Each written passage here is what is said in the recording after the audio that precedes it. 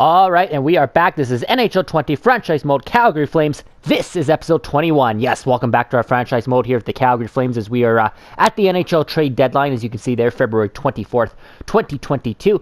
And the Calgary Flames are sitting in a very nice spot in the Western Conference, 90 points through 63 games, a 41-14-8 record for the Calgary Flames, who, like I say, sit comfortably first right now in the Pacific Division by 12 points, as well as first in the Western Conference, which is a very weak Central Division, as you can see there. And we do sit first in the entire National Hockey League by 3 points there on the Florida Panthers. So yes, the Flames are sitting in a good spot in what is our third season here as the GM of the Calgary Flames, and we are at the trade deadline, and we ended off the last episode, episode 20, kind of thinking what we should do here at the NHL trade deadline, because like I said, we're in a pretty good spot. There's not too many holes we need to fill on our team. So that had me thinking. So the first thing we had to do here was the first thing I did was looked at the trade screen, looked at the trading block, of course, and just see what was out there that we could possibly add. And I kind of realized that this is actually going to be a much bigger trade deadline for the Calgary Flames than I thought. So basically, like when I was ending the last episode, I was like, oh, well, we don't have a lot to do, you know. But then I looked at what was out there, and then I looked at a few things, and I'll show you that in a second. I just want to firstly start because first of all, I want to apologize for the end of the beginning of the last episode, I should say. Episode 20, there was an abrupt start to both episodes 19 and 20. For some reason, the audio here was cutting out in the first 5 minutes of both of those episodes. So I tested this one twice for this episode.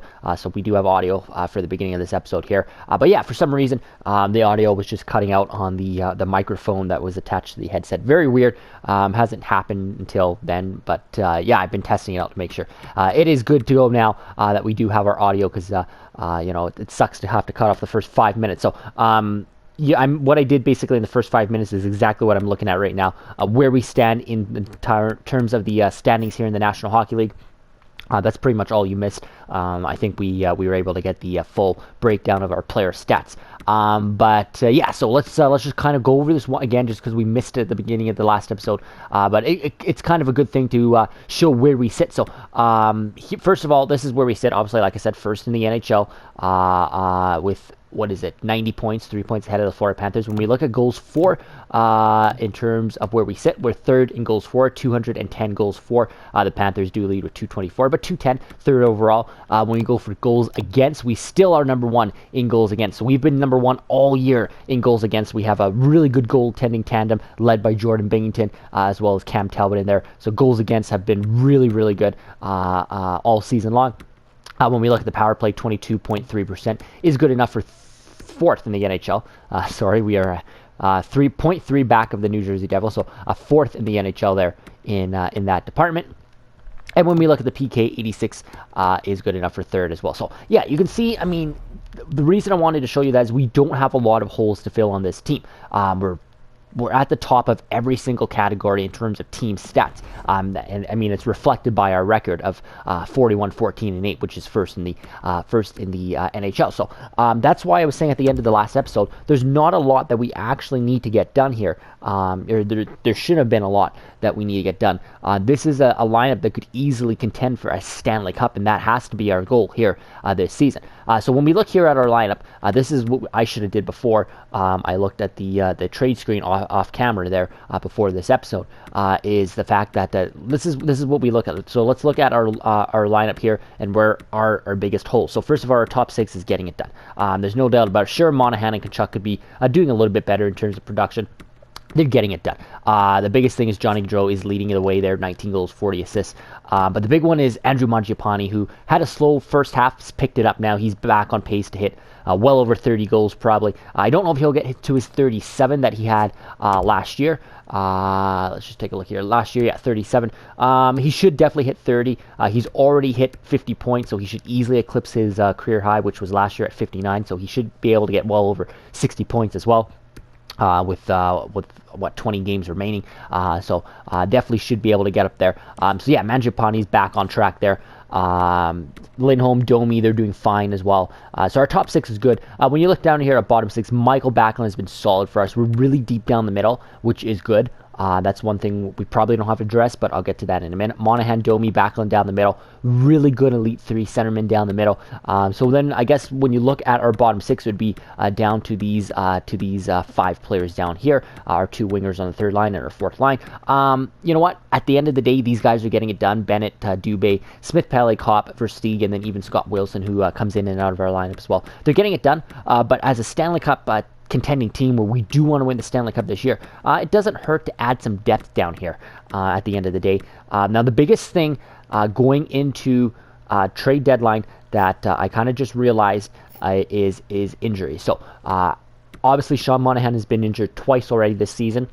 We've been pretty fortunate. I don't think we've had another injury at all in the entire season other than Sean Monahan, who has missed a couple periods of time with his injury. So the biggest thing as being a Stanley Cup contenders, we want to go for a very, very deep run, obviously, in the Stanley Cup playoffs. That's obviously our goal. So at the deadline, this is kind of what I kind of underestimated, sort of what we should be doing is kind of bolstering our lineup in case of injuries. Right now, this is a good enough lineup. I believe we could win a Stanley Cup with this lineup. But what happens if we run into injuries in the playoffs? Especially if there's significant injuries like we found last year in the Stanley Cup playoffs when we lost both Sean Monahan and David Rittich, 2 of our starting pieces for significant time for the entire first round. So if that happens again, we need to be able to have players to come in. So say for example, Sean Monahan gets injured. Sure, we can bump Domi up, we can bump Backlund up, and then we bump Dubé over, and then we bump usually Versteeg up to the third line. But I mean, those are worst case scenarios. I prefer to have extra cushions down there just in case these things happen. Plus, all the extra depth you can have doesn't hurt. So what I'm trying to say is, now that I look at it, I wouldn't mind adding an extra piece down here in our bottom 6 as a depth option. Now, some of the options we're going to look at aren't necessarily pieces you would put in the bottom 6, and I'm going to explain that in a second. But that's kind of what I was looking at here for going into this deadline. Now, the other thing is defense. I was thinking, well, we could also add a defenseman. That is a possibility too. But we have a pretty good defensive core. Hanifin, Valimaki, Giordano, Anderson. That's a really good top 4. Hasn't been a problem all season long. But when you get to our bottom 6 with Shillington and Carl Gunnarsson, if we do have injuries again, and again, let's pray we don't. But what happens if we get injuries to somebody in our top 4? I'm not very comfortable moving Gunnarsson or even Shillington at this point up into a top 4 spot. So this is where it wouldn't hurt to get some more depth, even in the defensive position as well. Now, we're not going to go out and get another top 4 defenseman. We're probably not even going to get a defenseman that's better than Gunnarsson or Shillington. But just to have those pieces, because the main thing is our 7th defenseman is Andrew Nielsen, and I'm really not comfortable with putting Nielsen in a lot of game situations. Hasn't played hardly any games for us. He's played 3 games for us all year. We've kept him in the NHL all year as our 7th defenseman just in case of injury, but he's only played 3 games, and he's only a 76. This guy should still be in the American Hockey League, but you'll remember back to the start of the season that we just didn't have any other options, so we had to bring this guy up as our 7th defenseman. We had no other depth pieces. Now we have the ability to do that. Now, here's the biggest problem. The biggest problem with all of this that I'm talking about is we have absolutely 0 salary cap space. So let's go take a look at that right now. So this is where it gets really interesting, and this is where I was like, we could do something really crazy here. But at the thing holding us back, I should say, is our salary cap space. So before I get ahead of myself, here's our salary cap space at the bottom of your screen. They're 1.33. That's not going to get you anything. That's not going to be good enough right now for the Calgary Flames, and we don't have anybody on our roster that we can ship out because we need all these guys to win. So basically, if we go out and get a depth piece, we're going to have to get somebody that's either really, really cheap or find a team that's willing to retain salary, as obviously we don't have any salary cap space, But the intriguing thing here that really can make this a very significant trade deadline for us is our draft pick screen. We almost forgot about this, that last year in the summer, we traded away Travis Hamonic and David Schlemko to the Tampa Bay Lightning, and we absolutely fleeced the Tampa Bay Lightning, especially when you look back at it now. We got a 2022 first-round pick and a 2022 second-round pick. Look at that trade value on that first-round pick. Even look at the trade value on their second-round pick. We have some really good, plus we have our own first round pick and our own second round pick. We have some really good trade chips here, and we don't need these. Now, obviously, we're not going to trade them all away. I prefer to keep at least one of our first rounders for sure. But, I mean, these are massive trade chips that we can use right now at the deadline to basically bolster our team to win the Stanley Cup. Because it's basically all or nothing right now. Because, as you know, we have a lot of players in contract years. There's a lot of uncertainty of what our team will look like next year. This is our kind of our last year of that window, if you want to say. After this year, we kind of have to build ourselves a new window with our core going forward. But this is kind of that last year. We've kind of been building up for this final year of this window, sort of, that is now. So this is the year we have the ability to make a big splash because we have some really big trade chips here at the deadline. The only problem holding us back from literally going out and getting a superstar at this point is our salary cap space. Now, so I did a lot of digging here. We have to find a player that we can retain salary. So what I did here is I went into the to the trade screen. I went by where are we here? I went by skaters matching block, and I looked at every single team here in the league, and I went by the best players that are available that fit our basically our team. But are the best players that could help us win the Stanley Cup playoffs. Because again, it's not what we do in the final 20 games. There's probably a 99.9% chance we make the Stanley Cup playoffs. That's not a concern. It's what we do once we get in. We've made it to the Stanley Cup playoffs the last 2 years. We've been eliminated by the Anaheim Ducks in the last 2 years in the second round. This is our time now to finally move past the second round and win a Stanley Cup. It's been a long time for the Calgary Flames, but this could easily be the year. So I went through every single team. I went through the players that we could realistically afford if if the other team retains a salary cap and trades that would work. And the most intriguing one I keep coming back to, and it's bizarre, but this guy could help us win a Stanley Cup. He is one of the most proven winning players in the last couple decades, and he's won a Stanley Cup, and he is, I mean, this guy just was built to help you win in the Stanley Cup playoffs. He is an incredible player, and I mean, it would be incredible if we got him. It is from the Boston Bruins, Patrice Bergeron. He is on the block here with the Boston Bruins. I mean, this would just be absolutely insane if we could land a Patrice Bergeron. Now, there's a lot of teams, surprisingly, like Boston, that have a lot of top-end guys here on the block. Obviously, when you start up here with their defensemen, Schultz and Krug here, really top elite defensemen. Obviously, you look at their salary cap here, you can't get them. Jake Muzzin is reasonable, 85. Like, if we wanted, say we needed that extra defensive piece, in our top four, or even as a fifth defenseman, we could go after Jake Muzzin, but I'd rather go after a forward and then find a depth defenseman, find a sixth or seventh defenseman for relatively cheap, which I looked for, and there's a lot of them that we could easily get for even under $1 million, just to come in as that insurance piece, just in case of injury. Because again, right now we have to be super cautious about injuries.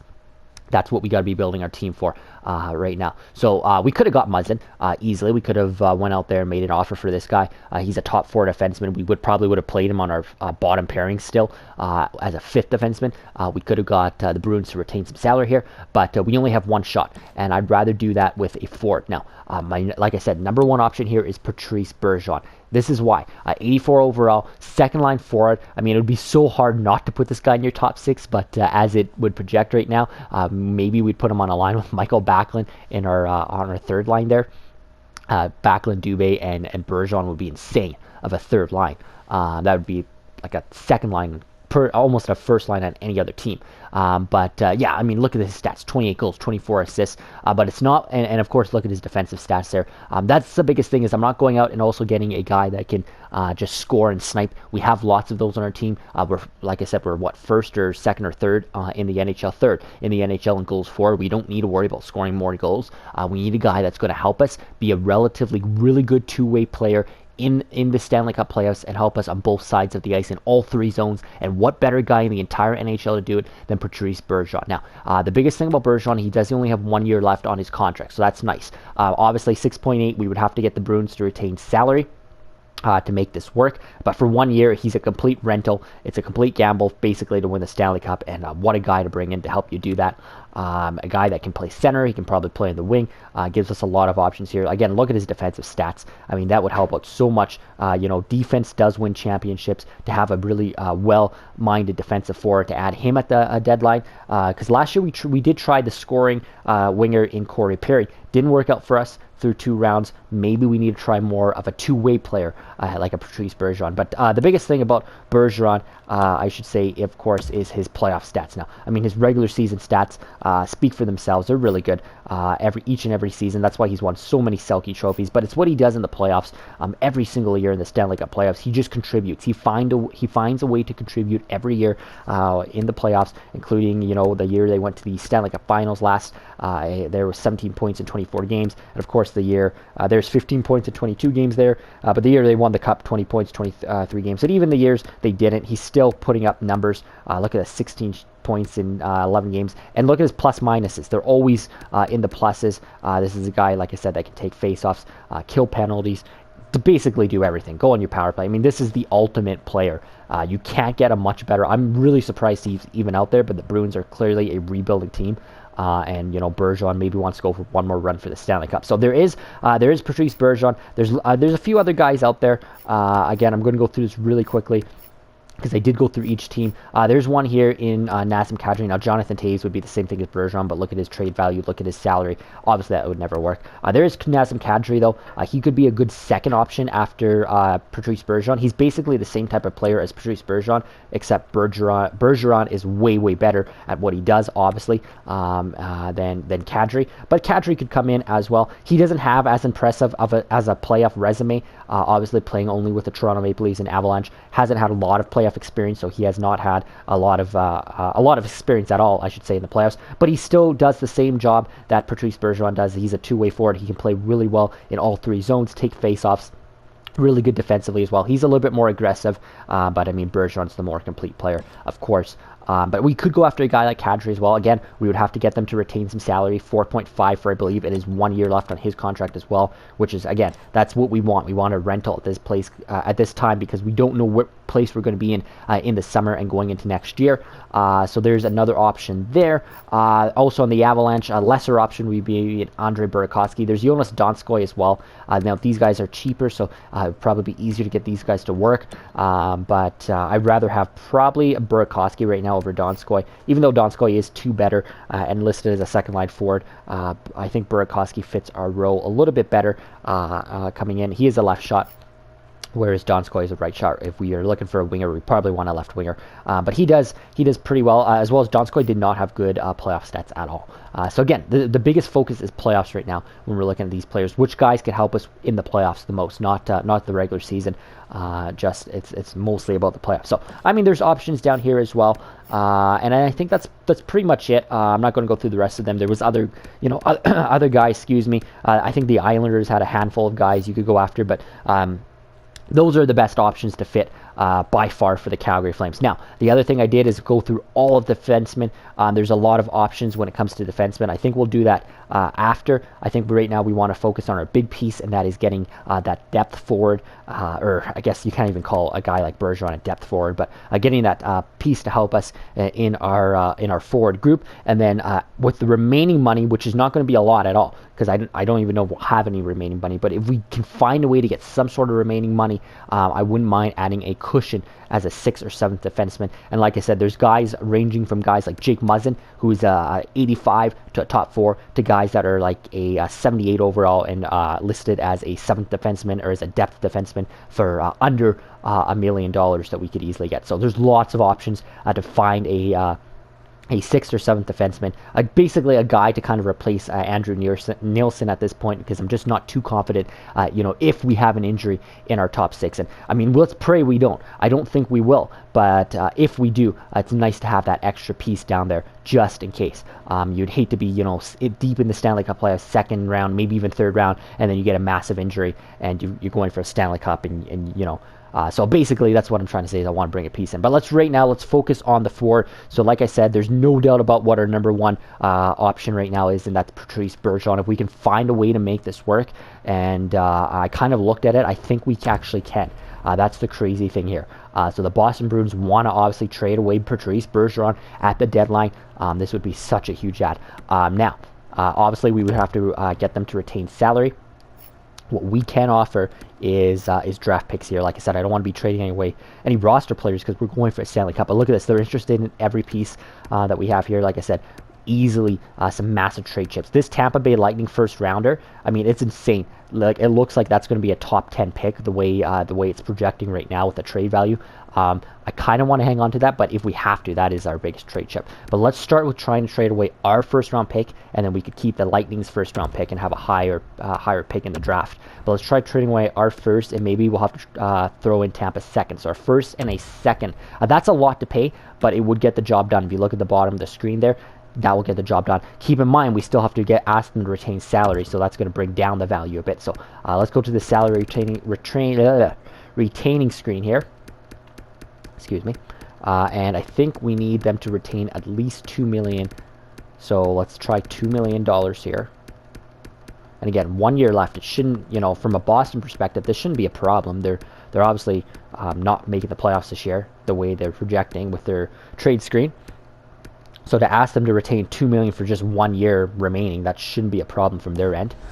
So there it goes. It would be approved if we, by the NHL, because we are asking them to retain $2 million of his 6.8. We are offering them a first and a second. Again, when you look at the bottom of the trade value there, I think that would work. Now, the only thing is, could we ask them maybe to retain a little bit more so we do have some salary to get a defenseman? Because, again, this would basically eat up our remaining salary that we do have. I do want to try and... I'm going to see if we can ask them to retain a little bit more. Maybe we can get them to retain $3 million of his final...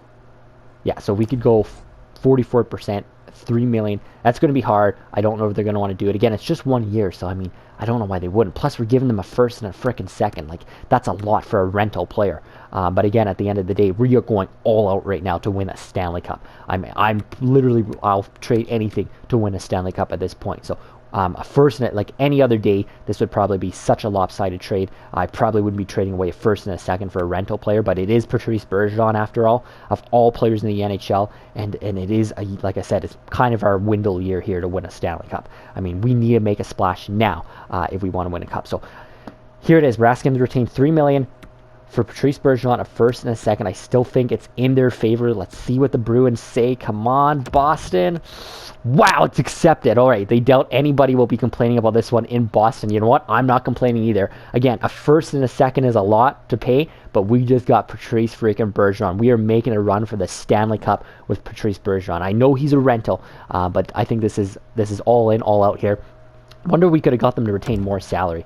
Crap. That's all right, though. How much salary do we have now? We just have 0.44. Shit. Okay, so that's not a lot to work with in terms of salary. And we still keep that Tampa Bay first-round pick, so we're still going to have a top 10 pick likely in this year's draft, as well as we still have our own second. We just basically traded away our first and Tampa's second. I mean, I think that's a good trade for the Flames, despite what the Bruins might say. And we've just added, a guy that literally is the definition of somebody that can help you win a Stanley Cup. So that's huge, obviously. I wasn't sure if it was going to work with Bergeron. He was our number one choice, like I said. So happy it did, obviously, with Patrice Bergeron. So I guess the biggest thing is we would probably take, Copp, Smith, Pelly. It's kind of arguable who you want to take out at this point. Now, obviously, I don't know where we're going to put Patrice Bergeron right now.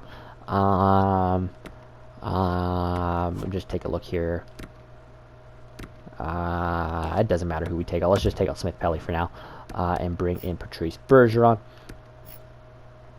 There he is, Patrice Bergeron on the Calgary Flames. The first time Bergeron is playing for another organization other than the Boston Bruins, and it's with Calgary. That's so cool to see. So I guess, again, like, I don't know how you don't bring Patrice Bergeron in your top six, but right now, let's just go like Bergeron, Backlund, Dubé. I mean, that's insane to think that he's on your third line left wing. What does Dubé shoot? Left, right. So yeah, let's switch them around. Bergeron's a right shot. So if he does play any wing, I kind of want him to play center though. Yeah, I kind of want him to play in Backlund's spot. Backlund's been so good, but let's try putting him as a third line center. We can always switch things around, and as well as our top six. But look at the cushion we have now. Say we do get injury, again, let's pray we don't, but say we do. I mean, look at the centermen we have. Monahan, Domi, Bergeron, Backlund, a guy like Lindholm can play center. Dubé is a centerman as well. We have so many options of guys that can switch the center and switch the wing. I mean, this is huge for us. And now our fourth line would look like this: Sam Bennett, Kopp, and Versteeg, with both Smith, Pelly, and Wilson as our extra forwards. That is just such a huge add for the Calgary Flames in a depth row. Bergeron's a guy, like I said, he can step into our top six. He can be on our power play, PK. I'm going to fix him into all of our lines after. But obviously, that's huge for us. So now we have to find out or see if we can get a depth defenseman here. Just a guy that can help us. Now we don't have a lot of room to work with, but again, if we can find a team that's willing to retain salary, maybe for a draft pick, maybe for our second round pick, we'll see what we can get here. So let's go to again. I looked at this earlier, so I'll try and do this the best I can here. First things first is to go by. I can't believe we got Bergeron. I can't believe that went through. That's insane. That was a lot to pay, but I mean, it's worth it. And you never know. Maybe Bergeron will want to re-sign in Calgary. You never know. But we'll see. All right, so let's go. This is defenseman. Sorry, I was trying to think what I want to do here. All right, defenseman. So I think when I was looking at defenseman, now again, we have to be reasonable with what we have in terms of salary cap space. We don't have a lot of space at all. There's lots of options out here. We just don't have a lot of salary cap space. So when we go here, I think the first one that I wanted to use as our number one option came from, I think it was the Chicago Blackhawks. No, not the Chicago Blackhawks. What am I thinking? Florida Panthers. There we go. It is Cody Ceci. Wouldn't mind getting this guy. 1.77. Would have to ask them to retain a little salary. They don't want to give away Ceci, but he is an option here to come in as our fifth, sixth defenseman. Could help us out there.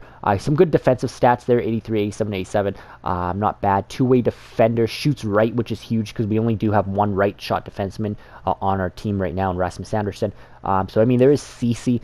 His 1.7 might be hard to work with there, considering the fact that they also don't want to give him away. But then you go to Minnesota, and there's a guy like Dylan DeMello who they do want to give away. A little bit cheaper, about a point something cheaper. Also one less, though, at 79 than 80. But he is a defensive defenseman.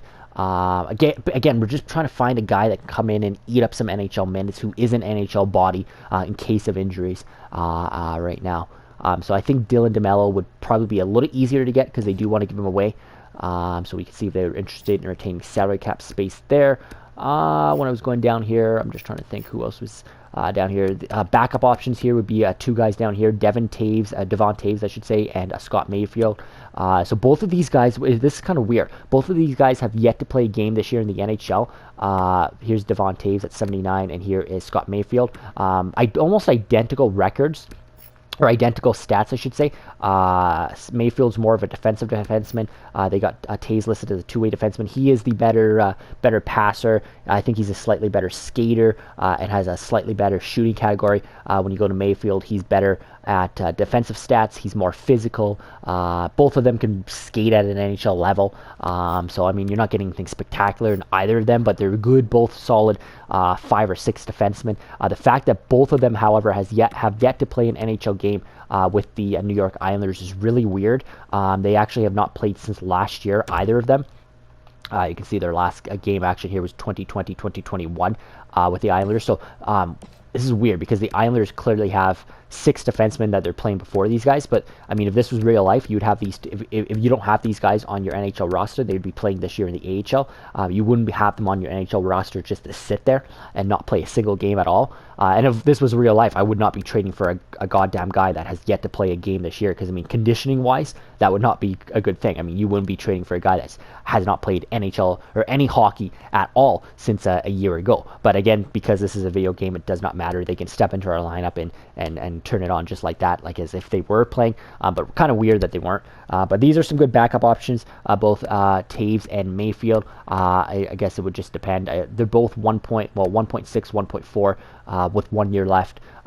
Both 79 again, just guys that can come in and fill the option there, and then fill the bottom option there, and then yeah, just looking at the rest of, there was Derek Pouliot who they're giving away. Just a few other names down here. I mean, almost every team has one that you could go after, like depth guys. But like there's Burns of Elastic. We're not forget them, obviously. But yeah, that's kind of what it was down here. There's these two guys here as well, Jake Dotchit, Robert Bertuzzo, who are again 79s overall. Again, just guys to fill our bottom there, to eat up some minutes.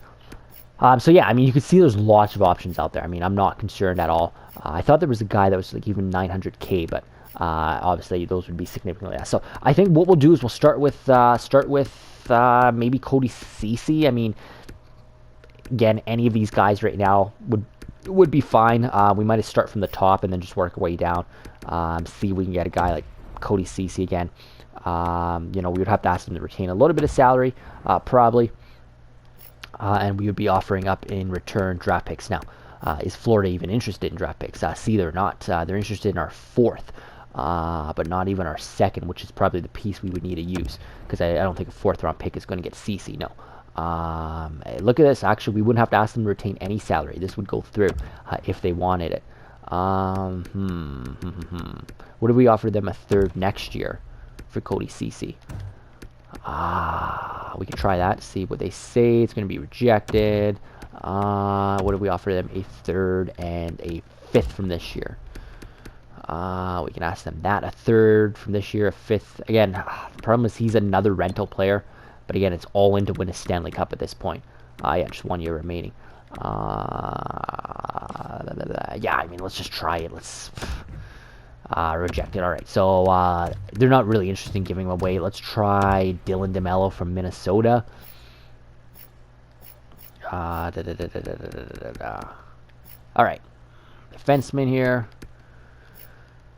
Dylan DeMello, who is a defensive defenseman, we could try him. Try offering.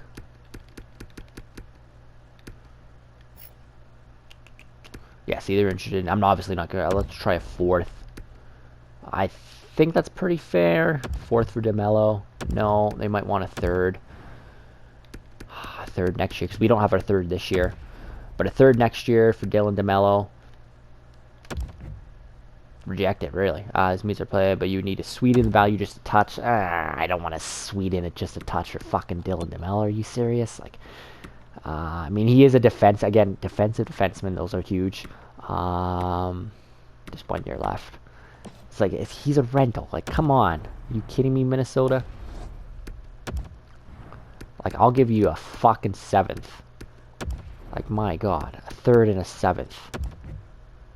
Yeah, so that will work. Obviously, we'll have to move Nielsen down. Waiver eligible.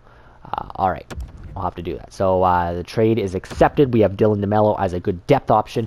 Again, it was that. It was, you saw the other guys, Devon Taves, Scott Mayfield, Robert Bertuzzo. Just a good guy that can play NHL minutes and in a depth role for us in case of injury. Like I said, that's what it's all about at this point. So, so this is what I'm going to do. We've just acquired Patrice Bergeron and Dylan DeMello at the deadline. Some really good options to have there.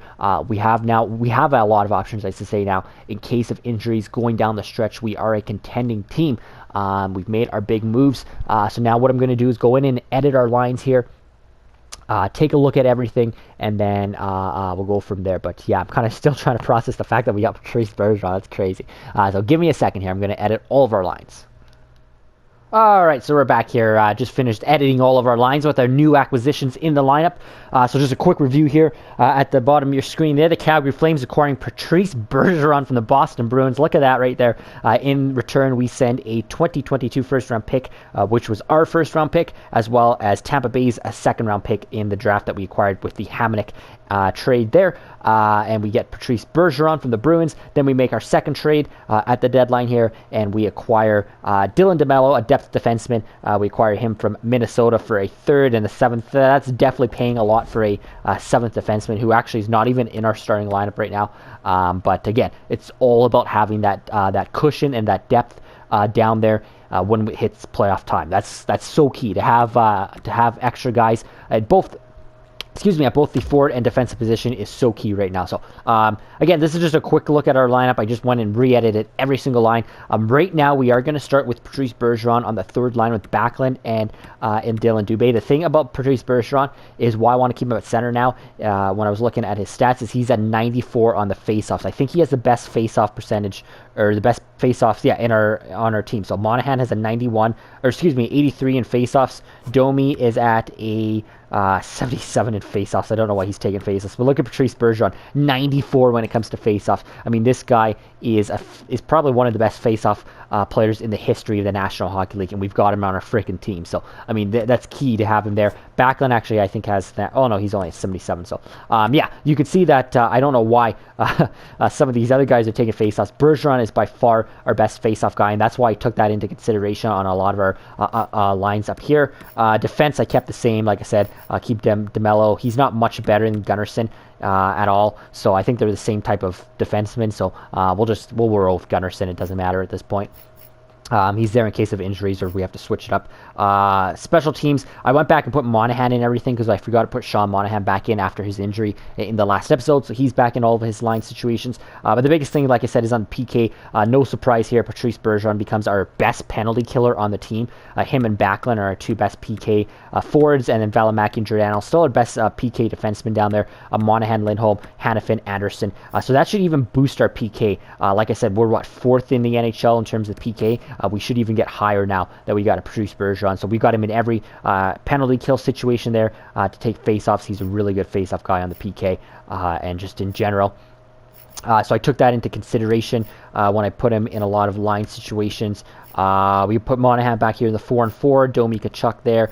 Then I put Bergeron here as the faceoff guy on the third pairing with Lindholm. Backlund came out of a lot of situations, but I'd rather have Bergeron taking the faceoffs, like I said, than Backlund. I even put Bergeron in on 3-on-3 to come in on that third 3-on-3 pairing with Lindholm and Giordano, take the faceoffs on that one. You never know. The faceoffs could be so huge, and he's even as an extra attacker right now for us. Monahan went back into the shootout category as well. But yeah, no, it could be so huge having a guy like Patrice Bergeron taking faceoffs. I mean, that could decide, a lot of plays. I know in real life it does. To have a guy on the faceoffs, on the faceoff dot that can win draws constantly is huge in real life to success. I don't know if it's a factor in this game, but either way, we'll put Bergeron there because he is such a good piece for us. Goaltending obviously staying the same. And scratches now, we have three really good depth guys. Guys that can play on our fourth line or our third pairing in Dylan DeMello.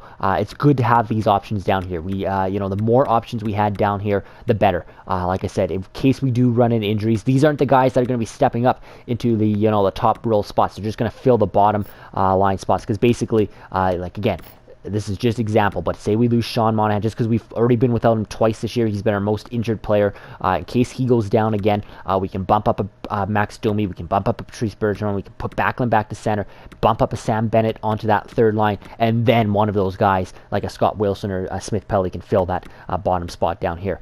Same thing goes with the blue line.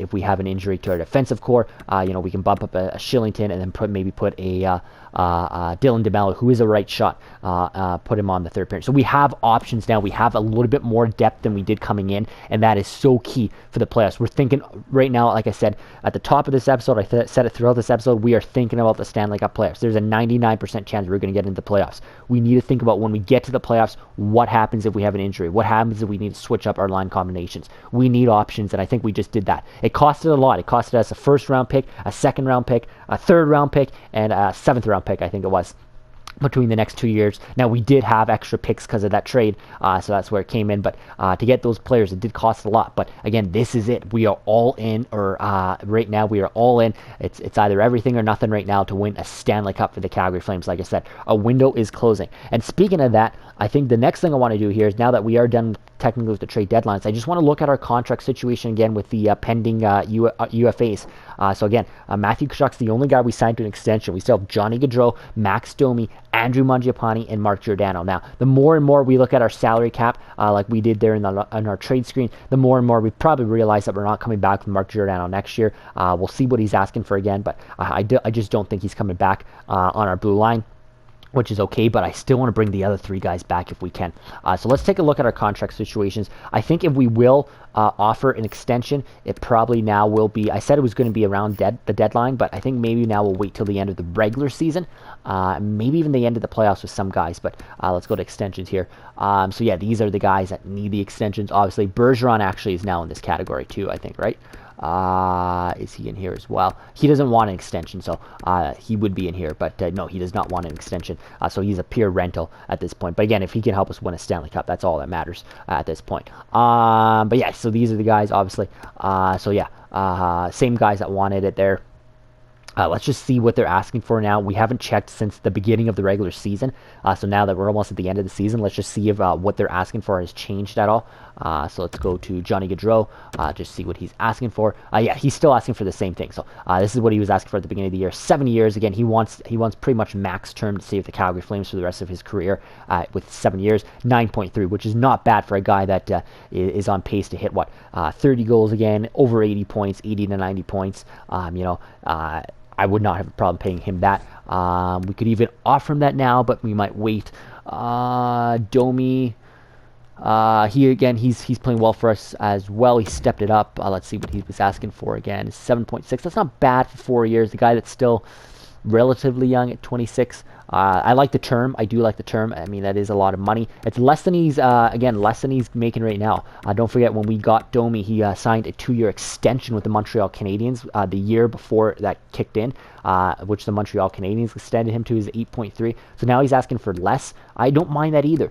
Is Giordano still asking for the same thing here? Yeah, he's still asking for $7 million. Obviously, we can't do that, even though it's just 1 year. And then Mangiapane, is he still asking for 5.6 for 1 year? I think, was he asking for more than 1 year, or was he just, I wouldn't mind getting a little bit more term out of Mangiapane. I know he just wants to kind of feel it out, but if we could, let's start offering Mangiapane term, because the thing about Mangiapane is, we've, like I said off the top of this episode, or I think it was the last episode, we've already established that he is going to be on pace, once again to hit. Now, I don't think he's going to get 37 goals like he did last year, which was almost 40 goals.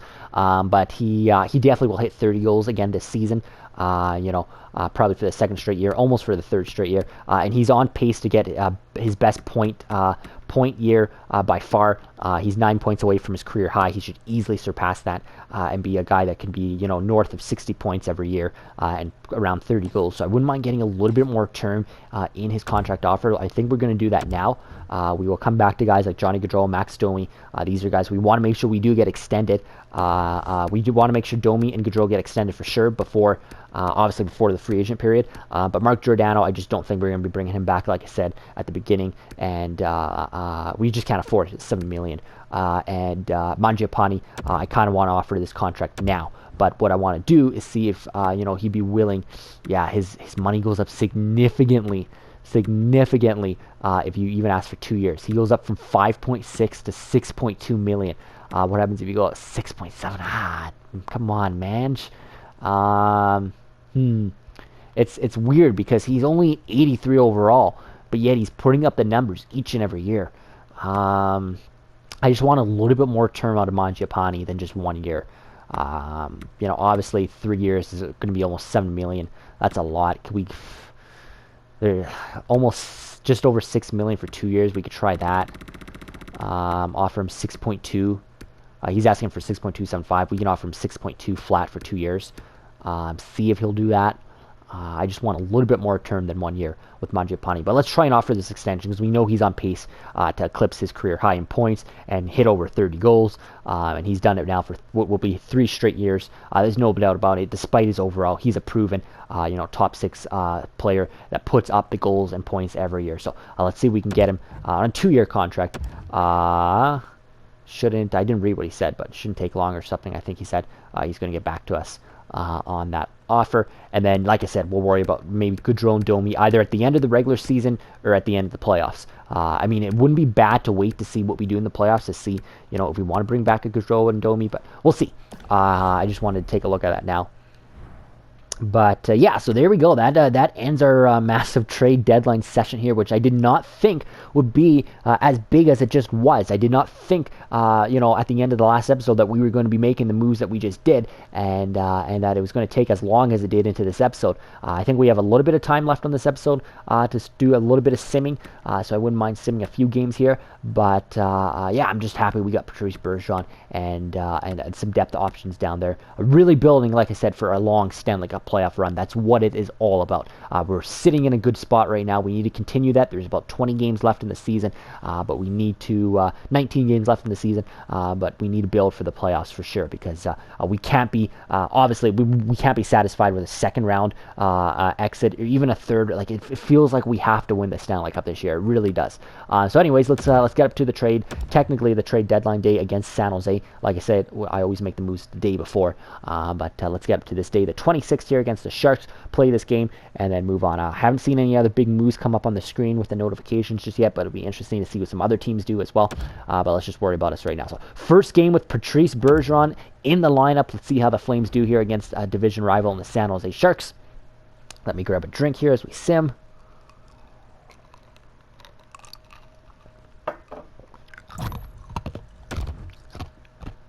All right, so there's your first period, 3-2 Sharks. We get goals from Mangiapane, who gets closer to 30, and Sean Monahan. Second period here. Holy shit. All right, not looking good in our first game since the deadline. We do get a goal from Dubé, but they are just pouring on in San Jose. Is a lot of goals here in this one, 7-3. What happens in the third? We get a couple. They get one. Kopp and Giordano. So not a good night for the Calgary Flames in their first game since acquiring Bergeron. Let's see how he did, though, in his Calgary Flames debut. Where is he? There he is. He's played 13 minutes there. Does put up a point, so he gets his first point as a Calgary Flame, an assist. That's good to see through 13 minutes. How did he do in the face-off dot? He went 69% in the face-off dot. That's really good, obviously. Not bad, I should say. And then looks like Talbot did have to come in for Binghamton a little bit. Binghamton might have had just a poor night here. That's all right. We've had a lot of good nights with Jordan Binghamton. All right, so we do drop our first game there since the deadline, but let's officially move past the trade deadline to this Minnesota game. All right, so Andrew Mangiapane. It was an easy decision to renew my contract with you. All right, so Andrew Mangiapane is signed on for 2 more years with the Calgary Flames. That's huge. I was just happy to get a little bit more term than 1 year. I wanted even more term, but let's see where Mangiapane is in another 2 years after this. That's 2 full years after this year. See where he is at, I think he'll be 26, 27, 28, 27, 28 when that's done. See where he is then, and then we can offer him another contract. But again, he's been consistent every year, which is good. So now we have another huge UFA out of the way in Andrew Mangiapane. Very happy to see there. So let's get another handful of games here out of the way here as we continue to talk. Yeah, I'm so happy there. So now it's really down to Domi and Johnny Gaudreau getting those 2 guys done here. That is the key. All right, this is not looking good here in what is our second game since the deadline. We did get a goal from Gunnarsson, but they beat us 3-1. So we're now losers of 3 of our last 4, so we got to turn something around here. We can even make some lineup changes. 9-3 for Binghamton. All right, yeah, so our lead is now down to 10 points in our division. So we don't want it to evaporate too much more. We got a huge divisional game against the Oilers, who actually sit dead last in our division. I thought they were a lot higher. They're not doing well at all, Edmonton. So maybe we'll play that game, and then we got a back-to-back game against Chicago as well. So let's get these 2 games out of the way here. See if we can get back to the win column here before we make any line changes. All right, here we go. First period, 1-1. Goals from Mangiapane and McDavid. Second period, come on, Calgary. Shit. Another goal from Mangiapane, but we are struggling in these first few games. So we are going to have to make some changes for sure to the lineup. We'll obviously put Talbot in for the next game, but we're going to have to figure something else out here. Third period, we add another goal from Michael Backlund. So we drop our 3rd straight game. Unbelievable. I don't even know if we've lost this many games in a row all season. That's how good of a year it's been for us. 3 points for Mangiapane, who's really stepping it up now that he's signed a new contract with Flames. Again, Binghamton coming out of this one. He's just struggled in the last couple games, but that's all right.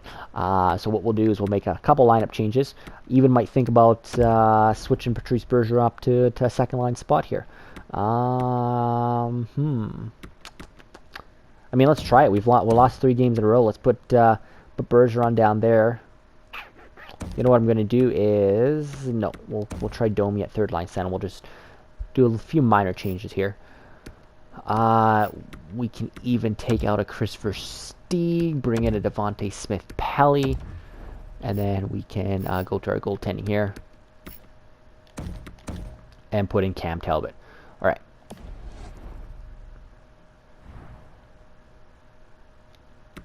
Alright, so let's do this one. Chicago, Calgary. Gotta snap this losing streak. It's not what we want at this time of year, to go on a losing streak like this. Alright, here we go. Thought I'd click simulate. Now we'll click it. Alright, Bergeron up to the second line spot. And we did lose to the last place Edmonton Oilers as well in our division, which was not good. Alright, here we go. First period against the Hawks. There we go. Johnny Gaudreau, a natural hat trick to open up the hockey game. All 3 of his goals on the power play. Like, what? When does that happen? Somebody scores a natural hat trick in the first period, all on the power play. That's got to... if there was a way to look up when that last happened, that's kind of cool. But anyways, it is 3-0. Now it's 4-0 Flames. There it is. Patrice Bergeron's first as a Calgary Flame. And of course, it comes shorthanded against James Reimer. But it does come shorthanded. Patrice Bergeron has officially scored his first NHL goal with the Calgary Flames. That's so cool to say. 4-0 Flames. And we poured on in the final period a goal. Or we don't, I guess. We get another by Tkachuk. But they get one from Patty Kane. So not a bad game there at all by the Flames. We'll take the 5-1 win. That's a good response game. 3-point night for Hanifin. Obviously a 3-goal night for Johnny Gaudreau. 2 points there for Tkachuk. 2 points for Patrice Bergeron. Excuse me. And then Cam Talbot, a really good night, 9-6-3. So I think we'll leave with Talbot in net for a little bit there. After Binghamton had a few poor games, we'll give Talbot the reins here for a little bit as we play the Tampa Bay Lightning.